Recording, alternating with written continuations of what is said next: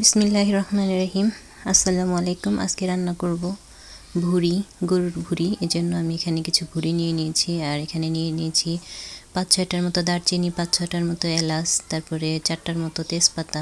দিয়ে দিব 1 টেবিল চামচ আদা বাটা, তারপর দিয়ে দিব 1 টেবিল চামচ পরিমাণ রসুন বাটা, তারপরে দিব একটু বেশি পরিমাণে পেঁয়াজ, তারপরে এখানে দিব হলুদ গুঁড়া পরিমাণ মতো, মরিচ গুঁড়া পরিমাণ মতো, যে যেরকম ঝাল খেতে পছন্দ করেন সেরকম আর কি। দিব পরিমাণ মতো লবণ। এখন একটু বেশি করেই তেল দিব। তেল দিয়ে তারপরে সুন্দর করে মশলার সাথে মেখে নিব। এভাবে মাখিয়ে রান্না করলে ভুড়ির স্বাদটা অনেক অন্যরকম হয়। ভালো করে মেখে নিতে হবে। এটা যত ভালো করে মাখা হবে এটা খেতে তত বেশি স্বাদ হয়। এখন মাখানো হয়ে গেছে। এখন হাতটা ধুয়ে একটু পানি দিয়ে তারপরে ঢাকনা দিয়ে চুলায় বসিয়ে দিলাম।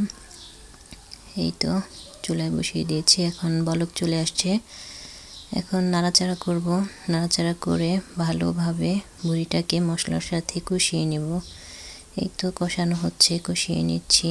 বারবার ঢাকনা দিব, দিয়ে কষিয়ে নিব। আবার নাড়াচাড়া করে আবার ঢাকনা দিয়ে ঢেকে সিদ্ধ করে নিব ভালোভাবে। কষাতে কষাতে যেন সিদ্ধ হয়ে যায়, এরকম করব। এখন এখানে দিয়ে দিব মাশরুম। এটা মাংসের অতিরিক্ত যে কোলেস্ট্রল আছে, এই মাশরুমটা দিলে মাংসের সেই কোলেস্ট্রল দূর হয়ে যায়। এজন্য আমি চেষ্টা করি মাংসের মধ্যে মাশরুম দেওয়ার জন্য। আর আজকে আমি ভুড়ির মধ্যে দিলাম।